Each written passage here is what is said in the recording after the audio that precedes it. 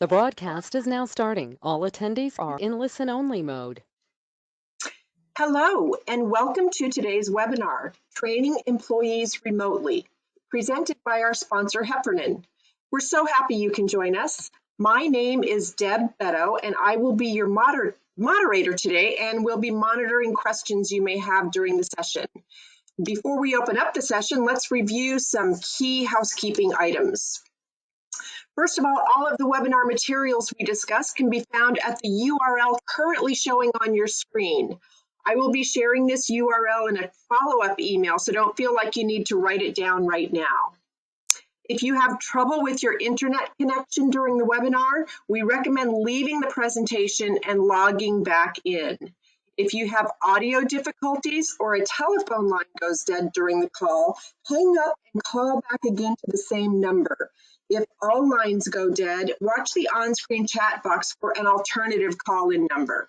Remember that you control the audio, we do not. So if you're having audio difficulties, try changing the adjustments on your computer. Please feel free to ask questions or provide feedback by using the chat box or questions box during the webinar. If you are using a tablet, you may need to tap on the screen for the options bar to appear, and then you can select the appropriate option. We may not respond immediately, but we will try to work your questions or feedback into the presentation. If we can't get to your comment or question during the session, we will be online afterwards to respond, or we may follow up in an email if we run completely out of time. You may also email us at moderator@aspenrmg.com for up to 48 hours after the webinar. This will be a 1-hour presentation. Questions and comments are very much encouraged throughout, and the presenter will be answering questions at the end. And lastly, we have a number of webinars upcoming covering a variety of topics, including those listed at the Heffernan webinar website. In addition, we offer the mandatory Preventing Harassment training in English 3 times a year. With that, let's begin today's webinar, Training Employees Remotely. Our presenter today is Nicole Osborne. Nicole Osborne is an MBA, SPHR, and is the owner of Synergize HR Consulting. As a private consultant, she works with small to mid-sized businesses and local government as a strategic partner in matters of performance management, training and development, leave management, Americans with Disabilities Act, otherwise known as the ADA, with an interactive process, the Equal Employment Opportunities, EEO, and also safety. In addition, she works with individuals as a job coach and expert resume writer. Throughout her career, she has provided strategic direction, thought leadership, and championed the development of initiatives to recognize and retain top talent. Welcome, Nicole. I will change the presentation over to you, and looking forward to your presentation. Thank you. Thank you so much, Deb. Good morning, everyone. So today's topic, we're going to be discussing training employees virtually. Before I get started, I just have to review this content disclaimer with you that the information presented today is in general in nature, and it is intended to provide an overview of this topic. So the whole world has shifted, especially during this last year. We've all had to pivot to online. Now, many people who never thought that they would be working at home find themselves exactly in that situation due to the pandemic. So our training needs have evolved as well to meet the needs of people who are working remotely. So today we're going to discuss what virtual training is, how to take inventory of your current training program, how to develop content that's engaging for your audience, addressing distractions, which are many when you're training online, and involving your participants. We'll go over some tips and tricks that I've learned in the past year, and then we'll talk a little bit about post-training evaluation. Of course, any questions you have, I will be happy to answer. So as we get started here, I'd like to find out where you're at with your current training for remote workforce. So what adjustments have you made in the last year? Okay, I will launch the poll momentarily. I'll just let you know that we had to truncate some of the answers due to character constraints with this program, so I'll read this first. Due to the pandemic and shift to remote work, we have made the following adjustments to our employee training program. I'll read the full answers while you're thinking about which one to answer. A, we've purchased access to online training programs. B, we've adapted our in-house training to be conducted online. C, our employee training efforts have been stalled because we have not been able to successfully pivot online.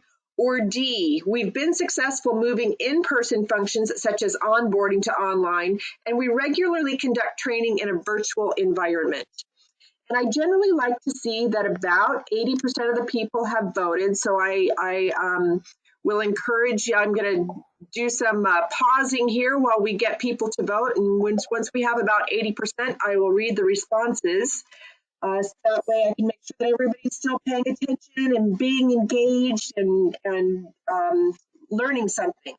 So again, your questions are very much encouraged throughout this webinar, so please feel free to ask any questions that you might have along the way.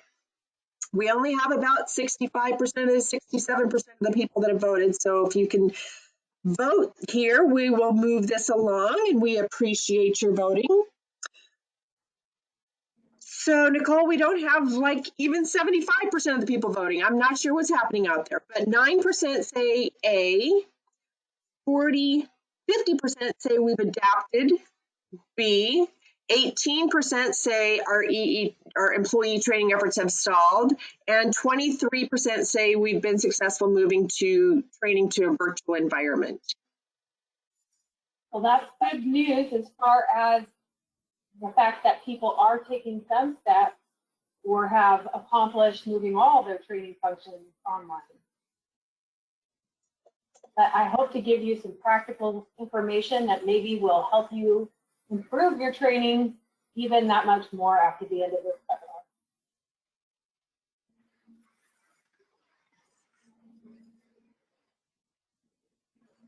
The business case for e-learning has been around for quite a while. According to a Brandon Hall study, learning virtually typically requires 40 to 60% less employee time because it can be asynchronous and whenever the employee needs it.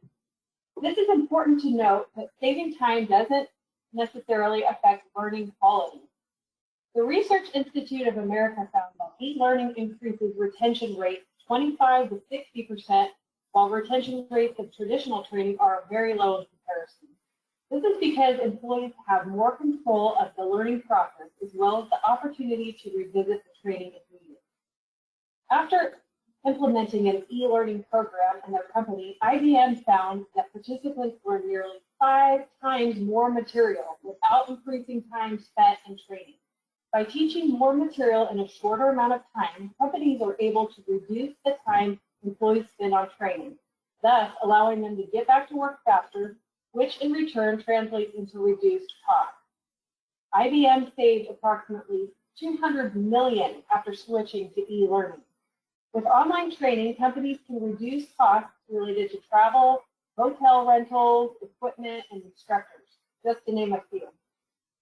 Industry leaders like IBM have realized the business value of training. In its report, IBM noted that companies that increase team skills meet their objectives 90% more often. The more people you train, the better off you'll be. In the best performing companies, 84% of employees are receiving the training they need, compared to the worst performing companies where only 16% receive sufficient training. Virtual training goes beyond e-learning to broaden the availability and accessibility of person-to-person training, allowing you to create a culture where continued learning is part of the process. By providing high accessible training into your work environment and encouraging employees to enroll, you enable your teams to learn the techniques and technologies they need to be more productive in their job, which will improve both employee morale and retention. So what is virtual training? The transition to remote work continues to have an undeniable effect on the ability to deliver training to employees who are suddenly now working from home. To some degree, training shifted to online before the pandemic because of the benefit being self-paced and accessible anytime, anywhere. However, some training that was once face-to-face now has to be delivered online, which blindsided everyone involved in the delivery of in-person learning experiences, including organizational development professionals, instructional designers, course developers, subject matter experts, instructors, and learners. Organizations of all sizes have swiftly found themselves having to transfer and deliver what was once live in-person instructor-led training seemingly overnight and into online formats. Before getting into the details of virtual training, it may be beneficial to explain what virtual training actually is. It is a training method in which a virtual environment is used by a trainer or coach to show, explain, and teach certain skills in order to help others learn. Virtual training or virtual instructor-led training essentially takes the fundamentals of person-to-person training and replicates the experience through a virtual platform such as Microsoft Teams or Zoom. The trainer or coach and their participants log into the chosen platform for various independent locations. The workshop is live, so all the learners participate at the same time with one another. Virtual training workshops are super interactive. There's the opportunity for participants to join in with discussion, share their experiences, practice skills and conversations, and ask questions. Simply, great virtual workshops should be an interactive conversation, not just a presentation. Typically, virtual workshops are bite-sized, running from 60 to 180 minutes, and are sometimes combined with other methods of training, such as e-learning or webinars, to create a blended learning program. Virtual training is any form of instruction carried out in a virtual or simulated environment when the teacher and student are at different locations. This virtual training environment simulates classroom training experiences. Virtual training solutions allow you to benefit from real-time online instructor-led training from the convenience of your office or home. Through virtual training, you can lower the travel time and cost of going to an education facility with consistent, high-quality training for your whole team, no matter where they are located, and get the same level of instruction and classes offered when you take a classroom training course. Unlike self-paced online training courses, virtual training with a highly qualified instructor is essentially the same as being in the room. These courses are technology-enabled, instructor-led offerings that can include full student participation, no matter where the student is sitting. In the virtual classroom, online students feel the same level of engagement, get equal attention, and achieve the same learning objectives as those in the room. Virtual training can be particularly useful for new employee orientation, onboarding, and training courses that are usually conducted in person. So how to pivot to an traditional classroom-based training to online? That's what we're going to cover today. If you determine your organization needs a virtual training platform, I'll provide you some links to options at the end of this training. What makes a course strategic, according to trainingindustry.com, is the overall impact to achieve the important strategic goals and objectives of the organization.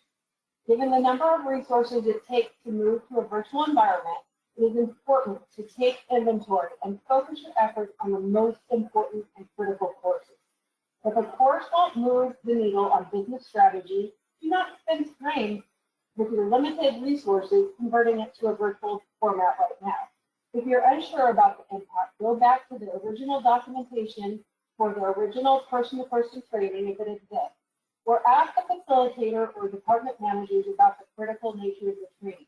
It might simply be better to wait until the training can be delivered in its original method live in the classroom, when people are allowed to return to the office and in-person training can resume safely.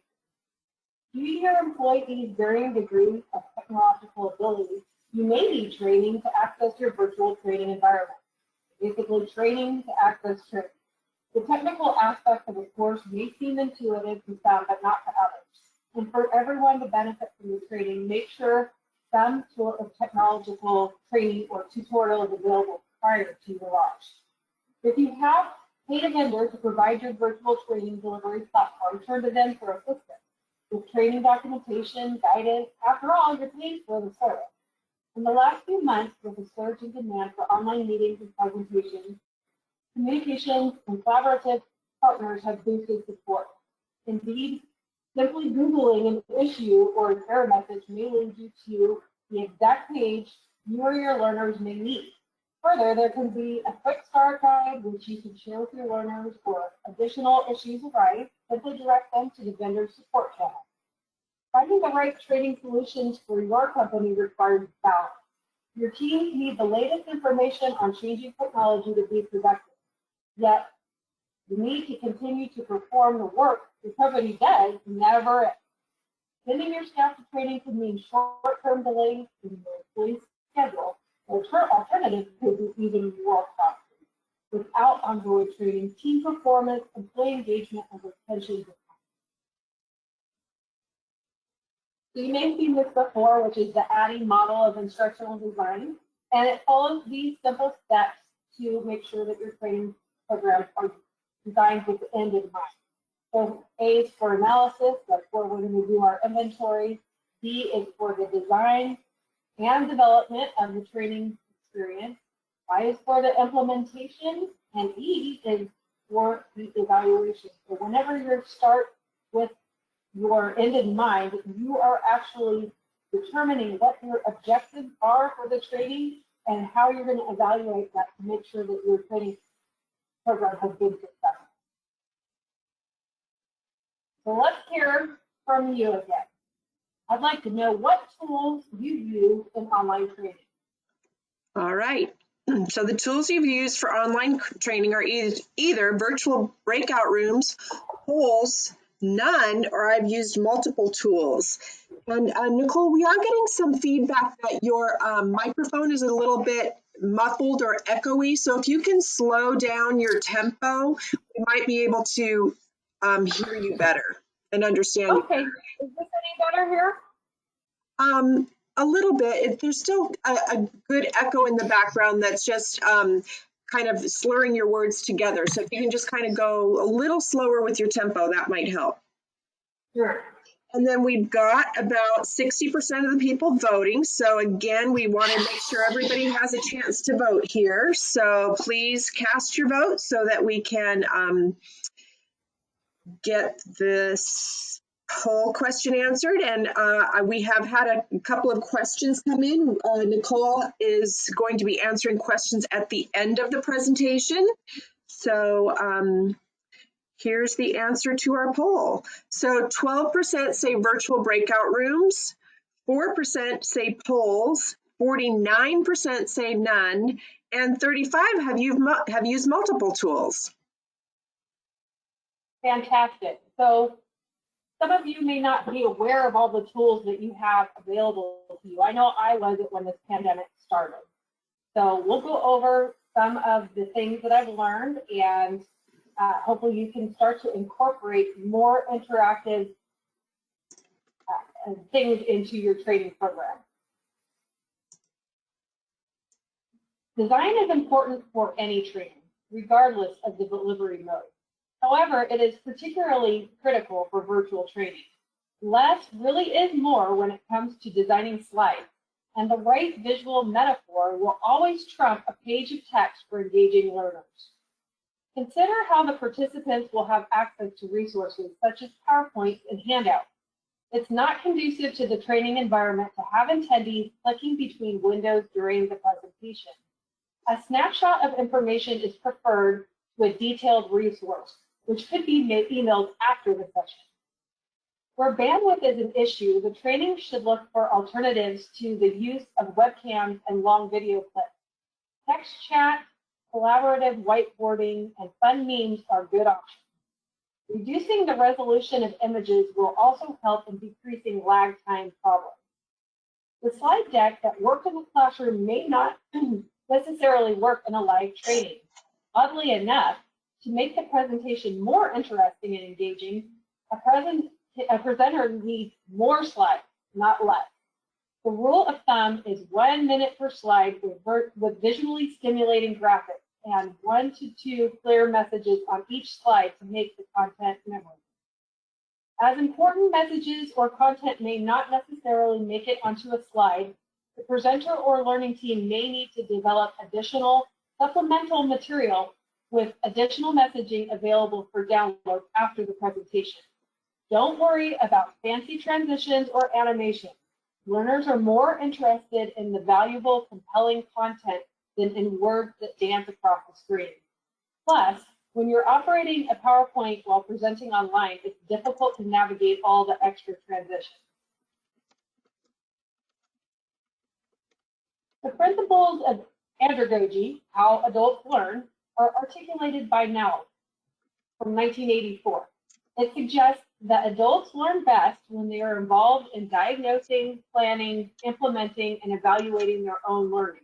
In other words, adult learners need to know why they need to learn something before undertaking to learn it, need to be responsible for their own decisions, and have treated all capable of self-direction, have a variety of life experiences which represent the richest resource for learning, are ready to learn those things that need to know in order to cope effectively with real-life situations, are motivated to learn when they perceive that it will help them perform tasks they confront in life situations. In adult learning, the role of the trainer is less about conveying knowledge and information and more about creating and maintaining a supportive climate that promotes the conditions necessary for learning to take place. So with an increased emphasis on process rather than content, in such settings, experimental learning methods like case studies, role play, participant presentations, and group tasks such as problem solving are regarded as particularly useful. For learners who tune in early, there could be exercises, polls, or word puzzles programmed on a loop. These will help prepare them mentally for the content to follow and set the scene for later involvement and interaction. Additionally, the facilitator could lead some technical checks like sound volume and clarity in order to reduce problems during the presentation. You can consider playing music also to connect with your audience. This sort of interaction helps learners stay online and engage with the topic until the session actually starts, instead of straying away to check email and Facebook.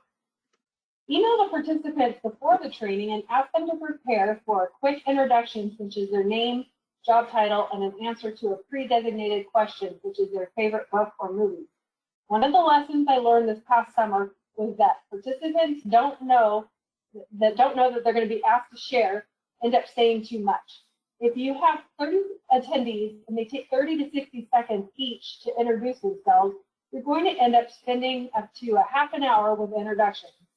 I had built my training plan into a 5-minute introduction for the vice president of HR, and unbeknownst to me, she ended up asking the participants to introduce themselves, which gobbled up precious time during a packed day-long new employee orientation. If the training attendees aren't new and you're reasonably certain they know each other in the group, you may consider just deleting this exercise completely. For new users, links to short YouTube videos on how to use the platform, for example, WebEx, GoToMeeting, or Zoom, could be sent to the learners in advance. That way they will come prepared, and it will reduce the number of frantic emails you get right before or as the training starts. Finally, those pre-session moments can be a useful time for the trainer to connect with their group by sharing some information about themselves and their team. So one of the things I've experienced this past year are lots of distractions during training, both for me and the learners. So I'd be interested to know, what type of distractions have you encountered in this last year? Okay, let's launch that poll. So I've experienced the following distractions during virtual learning or meetings. It's either kids, pets, deliveries or outside noise, or you name it, all of the above or something different. And I think this goes to one of the questions that we had come in from one of our participants, wanting to understand more about distractions during e-learning. So I hope this answers your question. And we're getting people voting this time, so that's great. So Nicole, 7% say kids, 9% say pets, 15% say deliveries or outside noise, and 68%, not surprisingly, say you name it, all of the above or something different.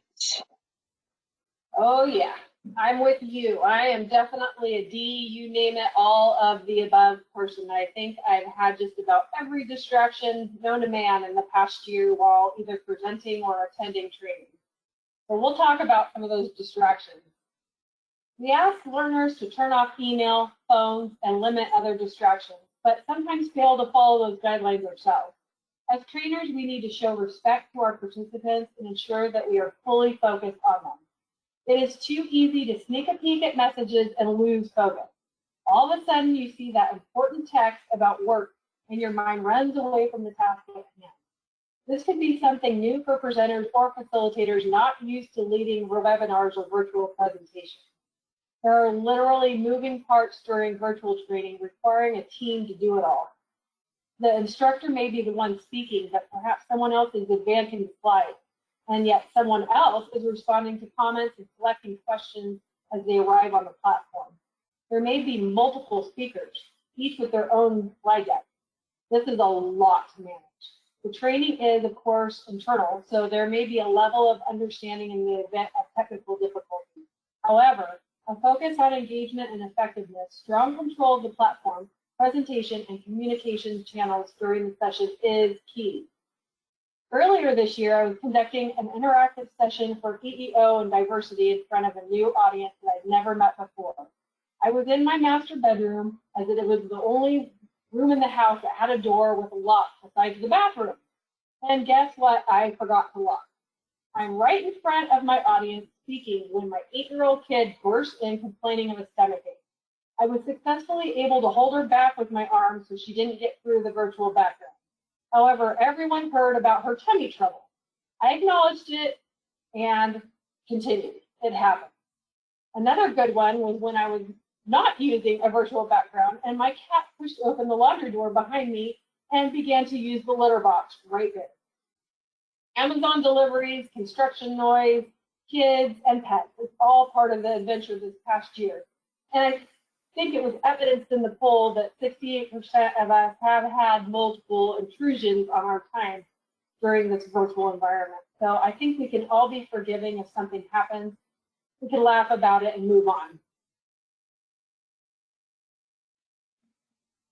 Involve the participants early and often. When the training isn't face-to-face, the trainer is competing for attention with everything else going on around the participants and on their screen. As a ballpark rule, try to involve the participants every 4 minutes.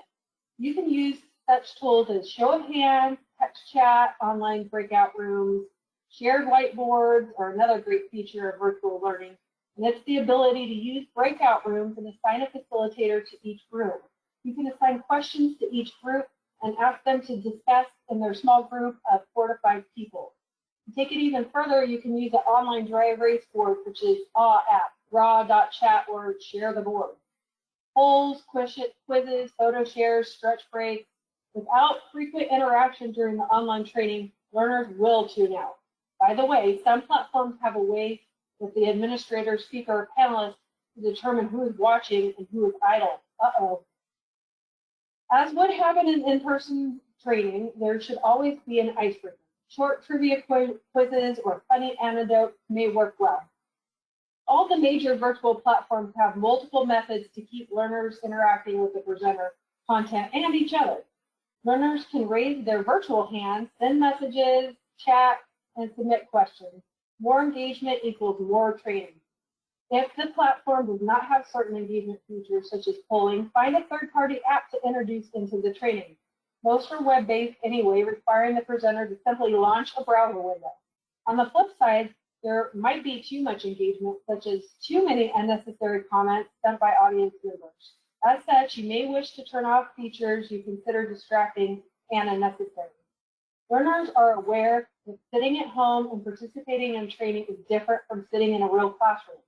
If the training is something that employees are used to, perhaps even something that they used to look forward to, and finding even more ways to engage and capture their attention online is critical to the success of the training.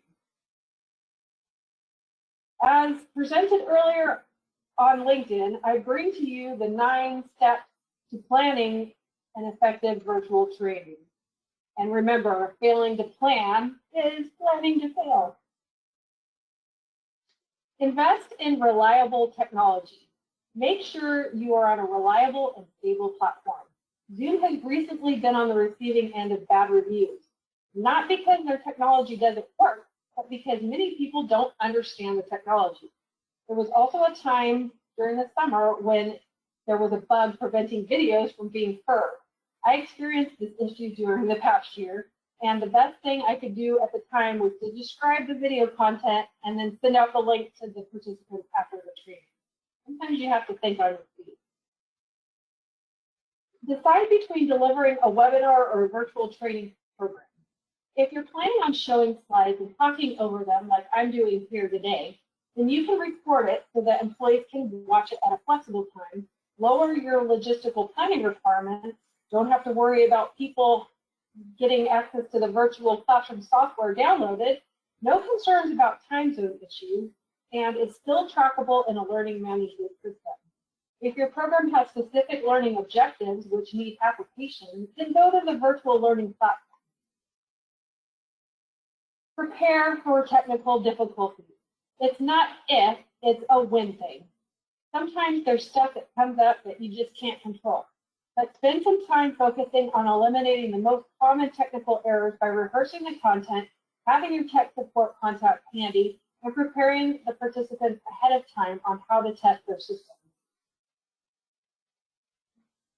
Invest in great sound. Even with the best virtual platform, sound can be an issue. If you invest in a quality hands-free headset or a mic, you will improve your audio and training delivery. Build a communication plan. Remember, not everyone is comfortable in a virtual training environment. To create a positive learning environment, go through these steps to create an outstanding plan. Part 1, communicate expectations. Create interest in the session via email, through designated training newsletters, or through a training department landing page.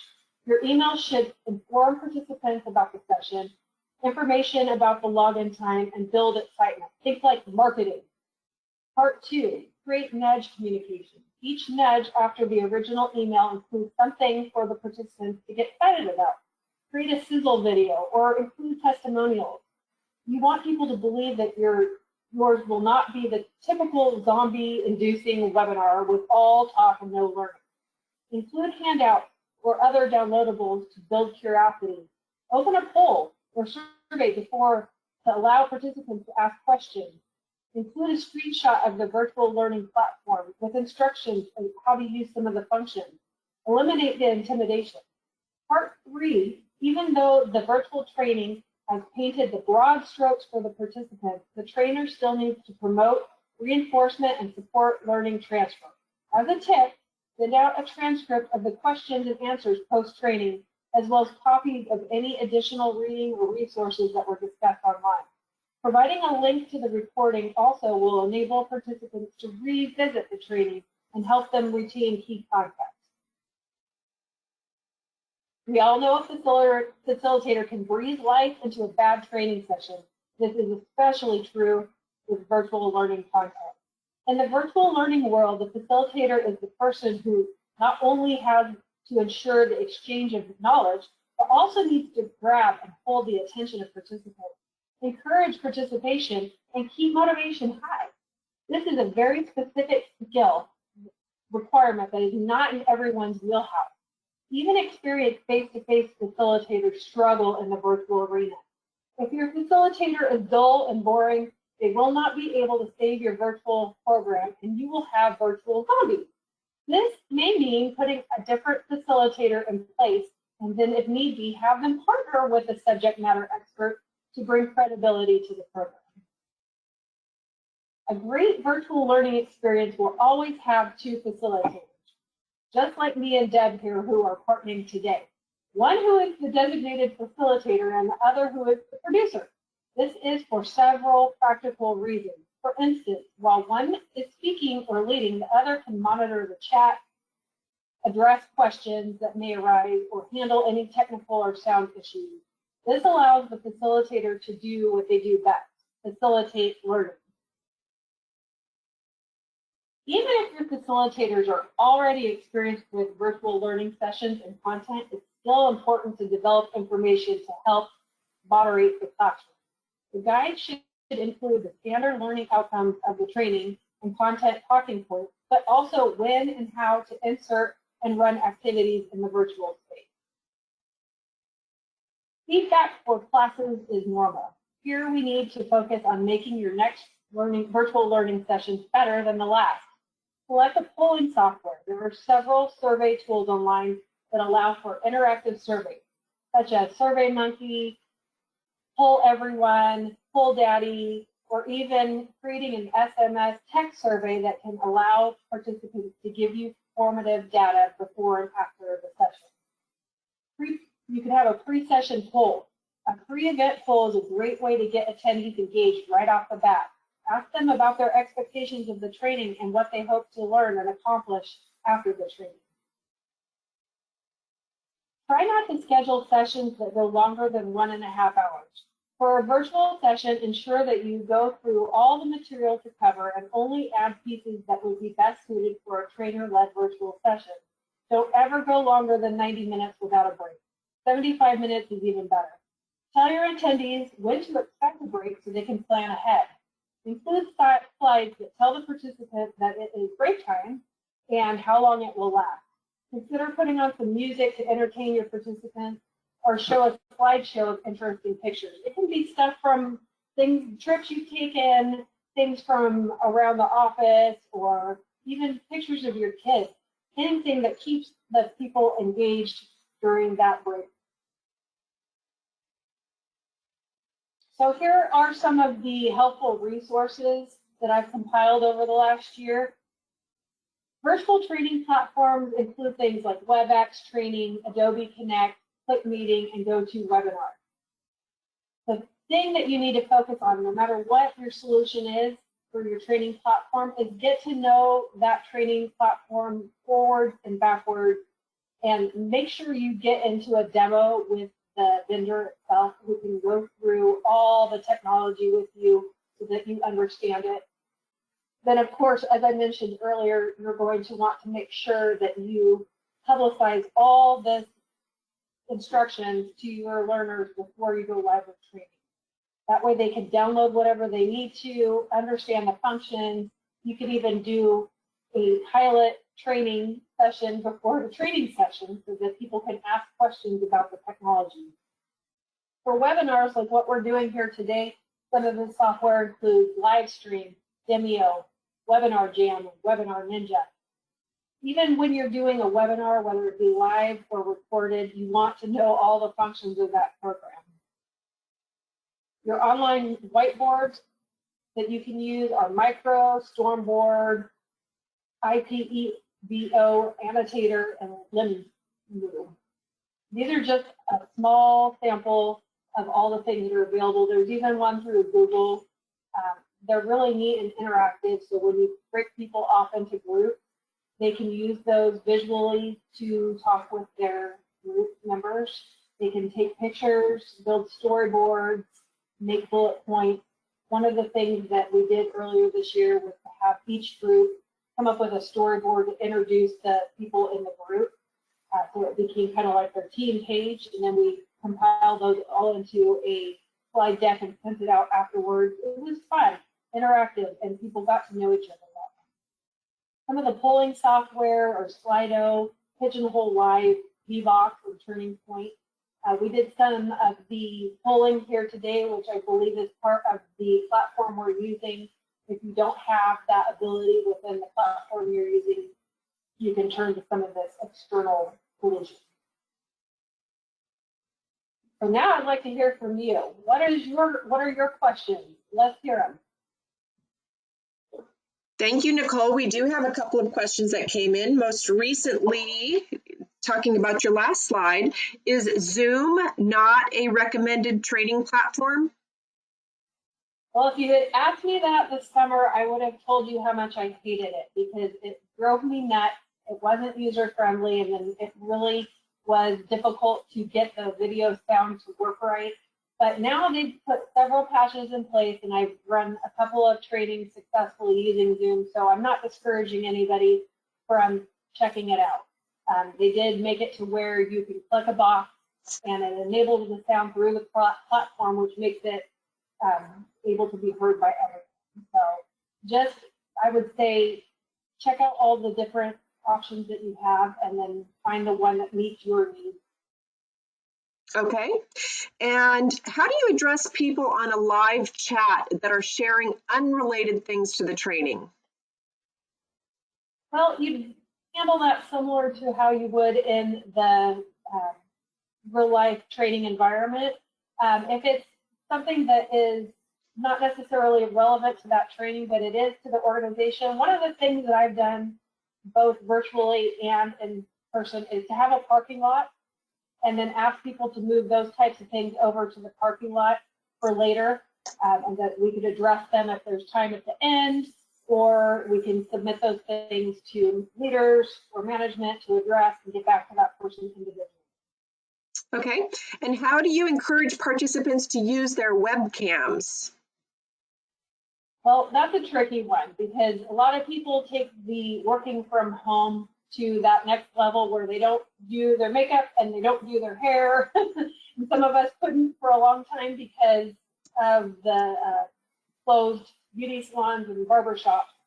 So you can encourage them. I don't think that it's a good idea to require it, but at least for the introductions and the check-in, you know, there could be other reasons why they don't turn it on because they don't have the technological ability to run that camera and still be able to navigate the web because of lagging issues.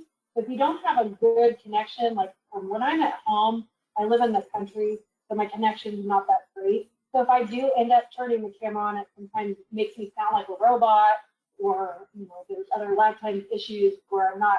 You don't want to force somebody to do it if you don't know the reasons behind the why. Why aren't they turning on the training camera? You can message them and say, you know, you don't have your camera on. Is there a reason? But you know, you really have to get down to what is the benefit of having that camera on. If it's to have it where you interact, and encourage them. We're going to be doing this interaction, and I'd like to see your face while we're doing it. But again, there's going to be a lot of reasons why people won't do it. You really have to ask yourself, is this the hill I want to die on? Okay. If you're concerned about the learning, you can do a pre-post test. That way you can measure the learning before and after. And if you're getting good results on your pre-post test evaluation, then you don't really need to worry about if their face is showing or not. All right. What do you do about someone that's disruptive in the meeting in an unhelpful way? So, for example, asking the same question multiple times, even when the instructor has already given the answer. Well, there's a couple of different ways to handle that. Again, the parking lot is a great place for people to be directed. Just have them put their questions off to the side in the parking lot and be addressed later. I've had to go so far as muting people. You can, as the presenter, do that, but then I don't really encourage that because you're silencing that person. They're not going to feel very good about that, especially if it's done in front of their peers. So as a last resort, you could do that, but I would say, you know, maybe use the chat feature behind the scenes to talk to that person individually and let them know that you understand their concerns and that you're going to get back to them later, but that it's disrupting the training if they keep asking the same question over and over. So whatever you do, I would encourage you to do it not in front of their peers because it's very embarrassing, and you don't want to do anything that's so high risk that it puts people off from being engaged in the training. Okay. And what if you're training a small group of people, like even just one or two people, and you're using one of these features and you can't really sit next to them to do the training, and so you just have to share the screen. Do you have any tips for those types of trainings? They're so much more awkward. Yeah, it can be awkward, especially when you're in the office with the same person, but they're in another room because you can't sit in the same room for too long. So yeah, sharing your screen is a good way, but I would reinforce that learning by having a desk guide or a reference guide to go along with it, and so that they can reference that. I've had to learn a lot of new things this past year, including how to process payroll. And the best way for me to do it is to actually do it myself. And a lot of learners are kinesthetic in that way. They need to do it themselves. So if it's something like that, you can show them, you can give them the visual learning tool, and then you can also have them complete the task with you watching so that they can overshadow and make sure that it's being done correctly, but that person has the opportunity to actually do it themselves in that training environment. Okay, excellent. That is all of the questions we have. Do you have any other like advanced tips that you might want to give to us? So I really recommend, I'm a big fan of checklists. So once you determine, the training content and you've got a plan together, make yourself a checklist of all the things that need to be done before, during, and after the training. That way you won't miss anything. And that you go back to that ADDIE model and go through the whole thing. Make sure that all the tech checks are done, make sure all the emails are sent, before, during, and after. Figure out all those things, and then you have something to reference and make sure, especially if there's multiple cooks in the kitchen, because when you have other people helping, you sometimes think that the other person's going to do something and they don't do it. So you can use like Google Docs, which is real time, to go in there and do your checklist, and people can initial off the different tasks when they've been completed. And that way you know exactly who's done what and when, and that everything's going to come together. Okay. And do you have any tips for all day trainings? Those could be exhausting even in person. So they are exhausting even in person. And, some of the things that we do normally when all day training is to keep people engaged is things like provide coffee, snack, give them opportunities to stretch. So I would say, follow those rules of thumb with the breaks. You want them at least every 75 minutes. And then put those slides in the deck when it's time to break, so that nobody forgets and everybody knows when they're coming. Encourage the employees to go get their coffee, to stand up, to move. You could even do stretches together, over the virtual Zoom. You could stand up and do a couple stretches with your arm across your body, or whatever, just to get the blood flowing, and encourage people to participate with you. The music is really helpful anytime that you're not going to be speaking. Sometimes your learners will get distracted by an email or something. They have to take an important phone call, just like they would if you were in a training classroom. And if they come back to their desk and everything is radio silent, they're not going to know, was it a technology issue? Did I get dropped? But if you put up a slide that says we're on break with the music, they'll understand where they're at in the flow of the training and not be distracted so much that they don't re-engage with the content once it starts. Okay, so we have some participants that say they would love to see some copies of your checklists. If you can make those available, we can put those on our website. And how about tips for brief trainings or recurring or ongoing trainings, or trainings that are 12 weeks long, series of trainings? Any special tips for those types of things? For things that are ongoing, I really would encourage you to build the relationships between the participants so that they can use those resources. A lot of times when you're doing those training programs, one of the objectives is to connect with other people and network, get to know people cross-functionally, and you really want to promote that. So you could share the contact information of the participants so that they can reach out to each other. You could put them into small groups using the group functions with the whiteboard and things like that, and encourage them to connect outside of the training environment to discuss some of the concepts, or have a task that you assign that they're going to report back on the next time so that they have something that they do need to connect with and to do, and they will get that done. Build those relationships. It's an opportunity right now to connect with people virtually because we can't do it in person. So everything that you can do to help promote that is going to be a win-win for your participants and for your organization. Okay. So that's the end of our questions. Thank you for attending today's webinar, everyone, presented by Heffernan. We will send information by email with instructions on how to access a copy of the presentation on our website.